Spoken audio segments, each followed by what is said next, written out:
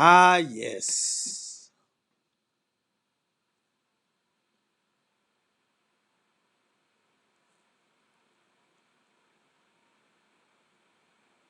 I like to fuck. I like to make love. I like spontaneous shit. I like downright nasty. I can't believe you did that to me. Or I can't believe I'm doing that to you. Type of things. That's been my makeup. That's been my life. That's been my identity. That's been Jay Turner all day. I've always been the guy that makes it happen. I remember when I was in college, I used to get the whole floor straight before the football game because I had some participant or two that wouldn't mind loving the crew, but the crew was like a whole bunch of people. Hey, that was just me. That was my claim to my legendary status fame in college. That was my claim to fame even before then. Because I was doing things that was against the grain of what my peers were for. I always was another lane type of nigga anyway.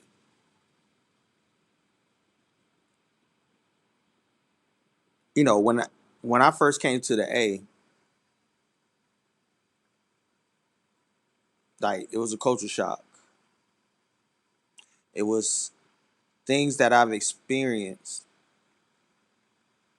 in Atlanta that I've never experienced before at the crib. I ain't really have nobody to say they really like me or was very vocal about it or anything like that.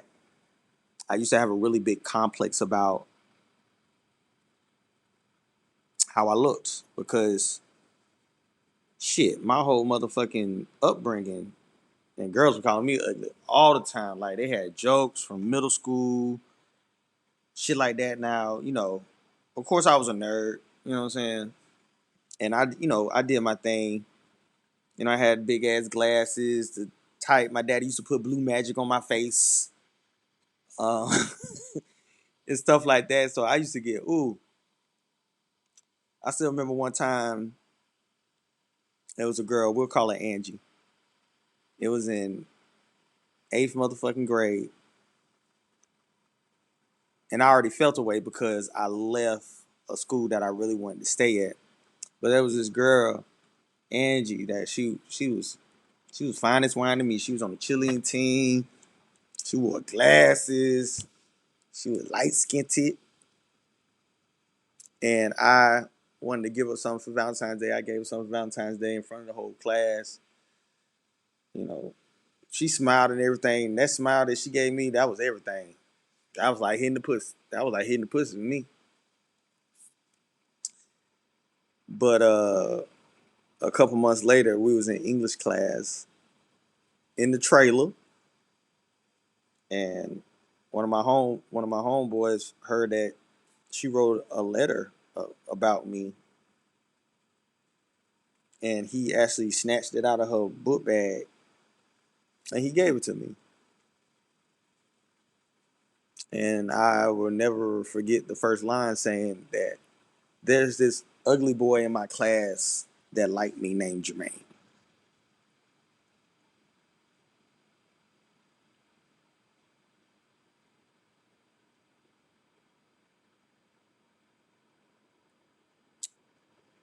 So just shit like that, man. Now, that's what my experience was. I can give a shit about where I'm from at that time. That's why when I graduated high school, I got the fuck out of there.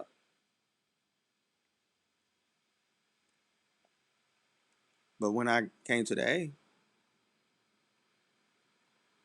I was meeting people that enjoyed my personality. They liked how tall I was. They liked my energy. I'm jovial. And I never really like been around like women that put out really quick.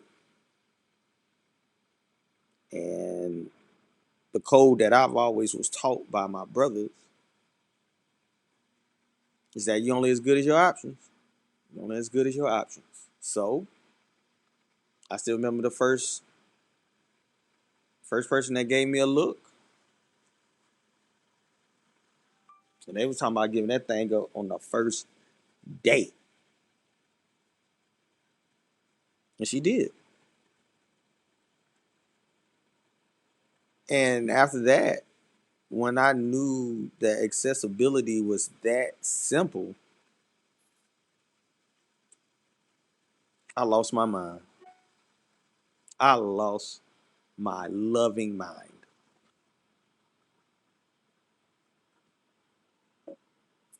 To the point where over my time in college through my first few years outside of college,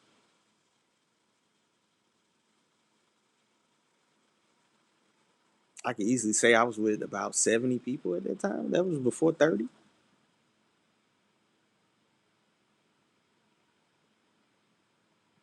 70 women. But it's just crazy how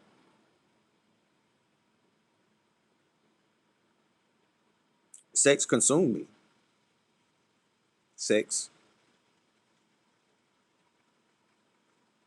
was the only thing that I really felt like I was attractive in. So if it's something that makes me feel attractive and handsome, I'm gonna be the best at it. I'm gonna continue to create that scenario and situation to where I can get that feeling. I can get that rush. But at the same time, I didn't know everything else that comes with that.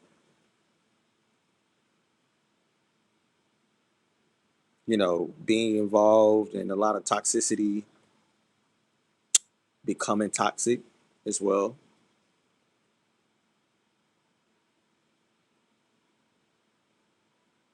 Uh, Realizing that it didn't matter who I was with. If there was a better opportunity, I'm just taking it because I lived off options.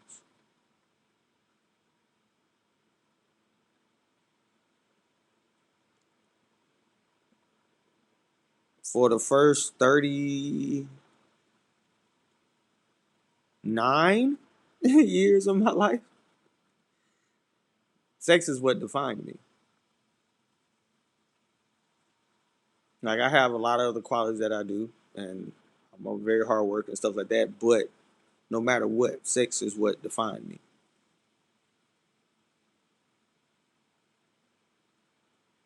People only hung around based off what I can do, and then also getting what they want out of it based off the transaction.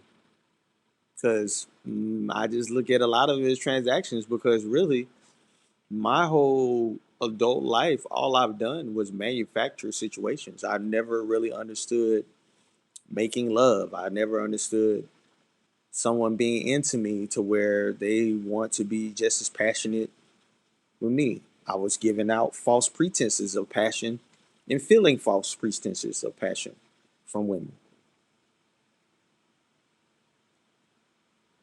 But over the last like 5 years, it's probably I was in a space to where things had to be different.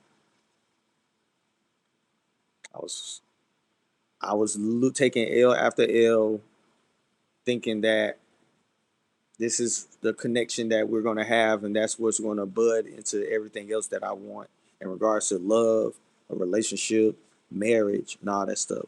And all of that was came to no avail because it was never the right way. So it comes to a point where what do you do? I never really believed in abstinence. I really didn't believe in sexual discipline. as a male. I never believed in any of those things. I didn't care because at the end of the day, it was about getting what I can get. And I had to hold myself to a standard because people used to want to hear my stories. People live vicariously through my antics. People wanted to have the experiences that I've had. But it comes to a point like, when does it end? I never wanted to be that old nigga still out here just fucking. Like, I didn't want to be Mr. Charlie. I didn't want to be the nigga with the friend when I see the other side. So I had to make a change. I had to make a difference for myself. There was no there was no way I could have continued to have that.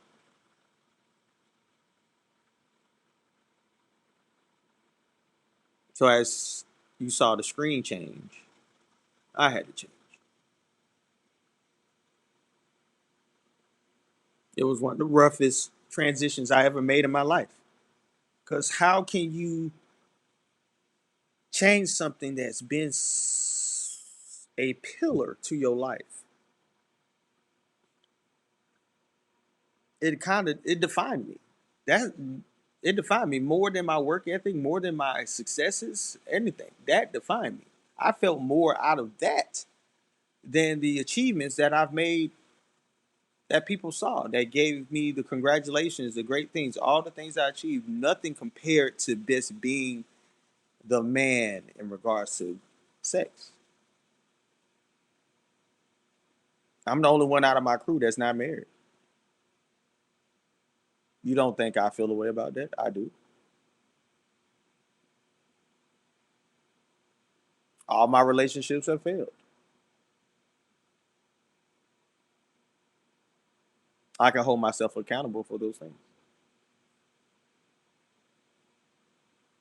in regards to my part. But I know sex has always been the constant, the variable in everything. But I guess over the last couple years, it started to wear on me because for the last 5 years up to like a year and some change ago, I was constantly having sex with 4 different women for years, and that's not even including the ones that just randomly come back and pepper in, not including the motherfuckers I paid for, because of course I fuck with escorts too.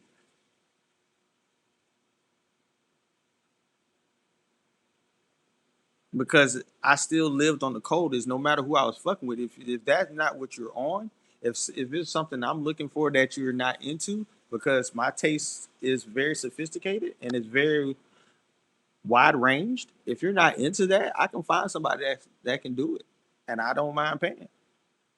Because, like I said, I've lived my life off manufacturing sexual scenarios. That's all I've done. I never really had nobody that was into me that way and wanted to explore with me. I never really had nobody that wanted to be that with me. So instead of me just trying to find one person, I'm finna go do some build a bear type shit, and I'm just gonna create my own monster.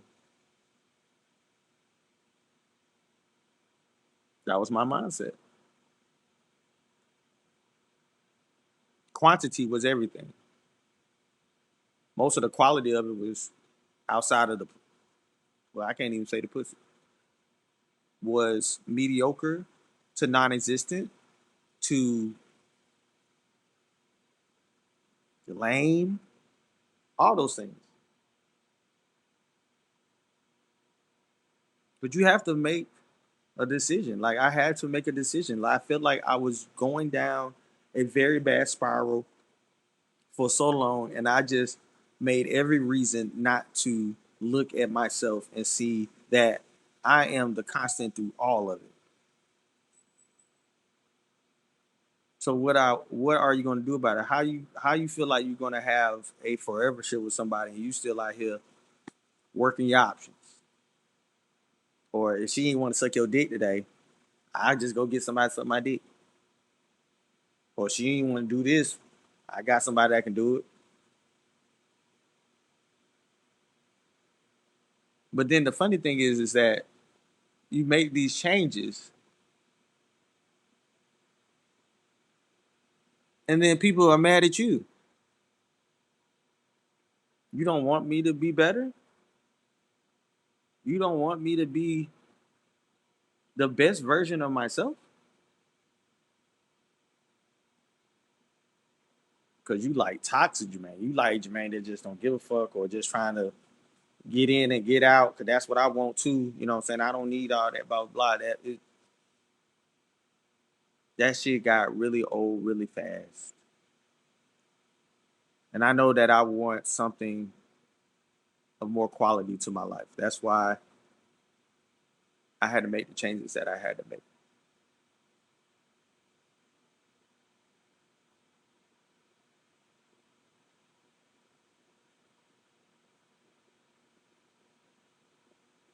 It's very it's very important to me that I can show these things and this new grounds for my son because I never want my son to be anything like I was.